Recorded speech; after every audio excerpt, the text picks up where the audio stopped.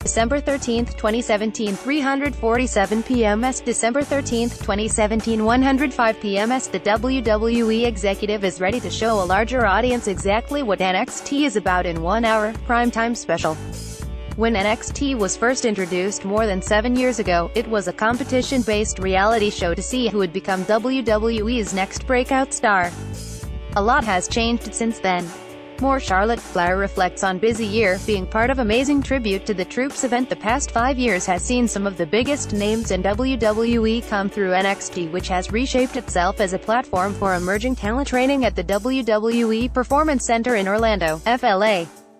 NXT has become a distinct third WWE brand along with Raw and SmackDown with a passionate fan base.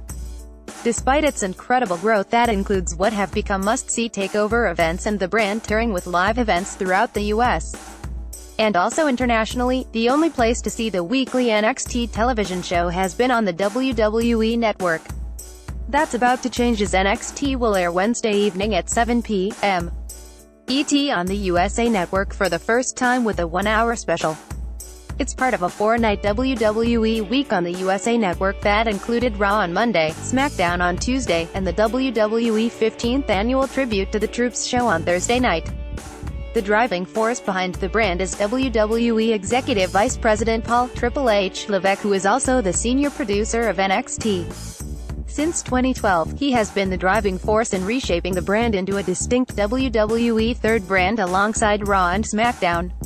Sporting News recently spoke with Levesque about NXT's big opportunity on primetime television, what the brand has become over the past 5 years, and how he continues to learn now 25 years into his sports entertainment career. Sporting News: NXT being on USA Network is part of WWE Week on the channel. Is this something you have previously pushed for, getting NXT on USA Network even for a one-shot? Paul Levesque: No. It's funny, I really haven't. This has been exciting in that.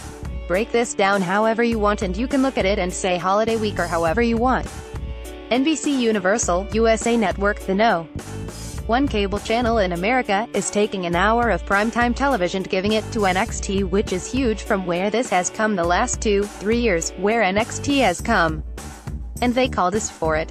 It wasn't like we went to them and pitched it. This was a we would like to do Monday Raw, Tuesday SmackDown, Wednesday we'll do NXT. When they sent me the email, our television studio, to ask if I would be interested in doing this, I was like, is this a trick question? Yeah, I'll put NXT on USA for a week and expose it to a much larger audience than what we have on the WWE Network. While the WWE Network will always be NXT's home in some way for sure, this is a great opportunity for a lot of people to see a product they've never really had an opportunity to see before other than clips and bits and pieces. I'm sure they've heard a lot about it, and I'm hoping a lot of people will tune in and sample it for the first time because it's different. It's an alternative and it's a different flavor, and I'm hoping people will sample it. And how difficult do you think it would be to convince USA Network to make this a permanent thing and put NXT on television on a weekly basis? Place to be honest, I don't know. Again, I'll say it's an hour of primetime television on a Wednesday night from 7 to 8 ET on USA.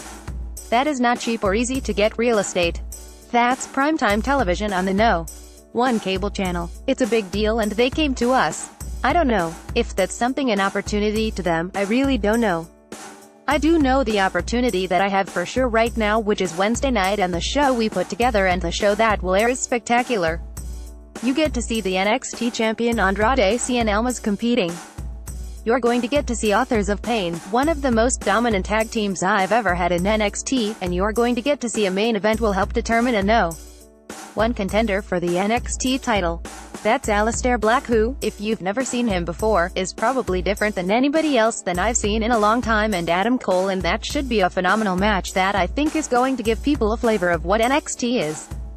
Putting this card together, I wanted it to be something that not only delivered but gave you the clear, distinct like, oh yeah, that's NXT, I get what NXT is. The Undisputed Era have one goal: shock the system. See if Adam Cole Pro can get one step closer to the NXT Championship tomorrow night when it Wank stares on at USA_Network for the first time ever at 7 p.m. Eastern Time. Wearingst picked out Twitter.com 2x7 Elsasau, Triple H at Triple December 12, 2017 SN. When it comes to Almas, there were some expectations when he came in and it took him a while to figure things out. When did you feel like it started to click for him? Place? Yeah, I think that's kind of the thing that you just said. There's a big curve when you walk in the door, and I don't care where you've come from.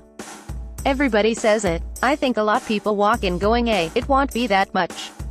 It is, and then 3 months later, they're like, holy cow, I had no idea. It's a big curve. Everybody reacts to it differently. I think it took him a while to get his feet underneath him and to feel comfortable and to get that swagger back and knowing who he is. He's also learned a lot in that period of time. Maybe 6, 8, 10 months ago, I started seeing a change in him to where, okay, now he's starting to get it, now he's starting to deliver. So now how do I reboot that and take Andrade Cien Almas and turn him into something more? You begin that process, and Zelina Vega has been kind of the catalyst of that change, her coming in from a story standpoint and sort of refocusing him and giving him a different platform. He's a guy that, again, not everybody does. We gave him the ball and he ran.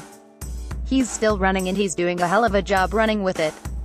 SN, you've had NXT on the WWE Network now for 34 years. Is there anything that's really surprised you about its growth and what it is now? Place? Look, I'm always surprised. I don't want to say surprised because it's pleasantly surprising. You planning for it to be great and you hope that it is, and then you're pleasantly surprised that it is.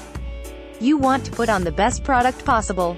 I think, for me, I look at the Performance Center and the talent there, and I look at the talent that we have coming in, and I just try to say, what would I want to see if I'm a kid and if I put myself that way? At the end of the day, I'm just a fan, right? A fan of this industry and the business of what we do, and I say I really like that talent. I'd love to see him face this talent. There would be a really cool way to do it, but doing this, and that's how we put it together. What's been nice about it is even when we've had setbacks, I think the thing that's been probably, if there's been one thing that's surprising, is the ability to continue to just let it evolve organically on its own. You can look at the short period of time that NXT has existed in that 4 years or whatever, and you can see distinct, almost little eras of the Finn Balor time, and then Samoa Joe, then there was Shinsuke Nakamura, then Bobby Roode. Before that it was Kevin Owens and Sami Zayn and Neville. You have these sections of time that almost become these eras of NXT. Whether talent gets called up or whatever the situation is, there's kind of that next thing that begins to pocket in there and people latch onto. There are a lot of talented performers available. Yes, they're all learning. Yes, they're all getting better every day, but there's a lot of talented performers available. To me, the exciting part about it is if you build it, they will come. We just put it out there in a way that people seem to appreciate and they continue to watch, so it's exciting. And what the competition like with the WWE roster on these big weekends where there is an NXT TakeOver event and there's a major WWE event? What's the competition like, and how does the talent approach a weekend like that? Place, it's huge. From the NXT side, they want to put on a show. If it's War Games the night before Survivor Series, they're trying to make a mark for themselves and make a name for themselves. I'm challenging them. Push that main roster tomorrow. Establish your brand, your show. The hell with those other guys. Take their spot. All those guys that have the spot don't want anybody taking their spot, so even though they were in that same role 2 years prior going, I'm going to show them what I got, I'm going to push that main roster because I want that spot, and now they don't want anyone taking their spot. There is a lot of competition there, but it's good competition. Someone chomping at your heels makes you stay sharp. When you look at the main roster, NXT guys are chomping at their heels. If you're in NXT, there's a whole lot of guys at the Performance Center that are waiting for their spot, waiting for their opportunity to have that moment in that NXT show. Give me that match and give me the ball and let me shine. There's always that hunger there. The last at Full Sail taping of 2017, and the first taping of a new chapter in at WWE NXT's history.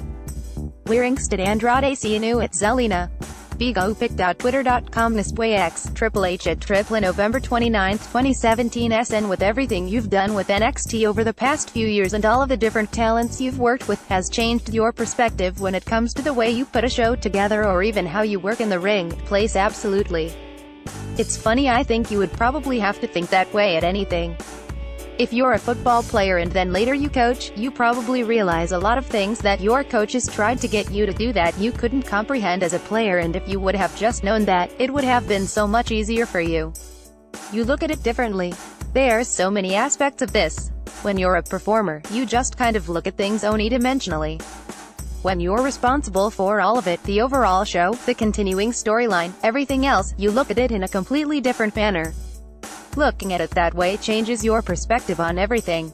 It's definitely eye-opening and it changes how you see the business overall. Every little thing that changes in this business, whether that be a talent, whether that be somebody getting injured, whether that be somebody getting called up or moved or whatever, it's dominoes.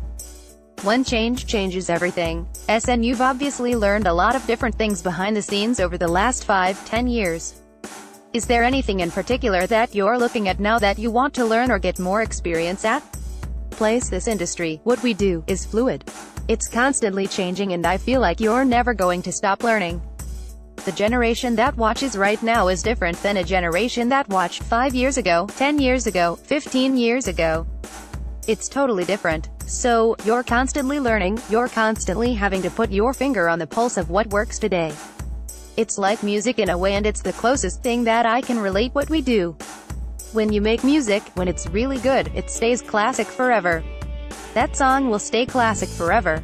But a song that's classic today from 30 years ago, if you wrote that song today, would die. It would be miserable. No one would like it. It's changed. People's tastes have changed. People's acceptance of things has changed. Everything changes on a constant basis, so you have to stay ahead of that, and the people that are open to that and can continue to change and are willing to change stay consistently successful. The ones that aren't are one-hit wonders or are successful for a period of time and then it goes away for them. It's constantly learning and staying open to that, because, I think, the moment that you start thinking I know what I'm doing, you just do this and it's good, you're done. Brian Fritz can be reached at btrfritz@gmail.com. Follow him on Twitter at Brian Fritz and listen to his Between the Ropes podcast on Blog Talk Radio.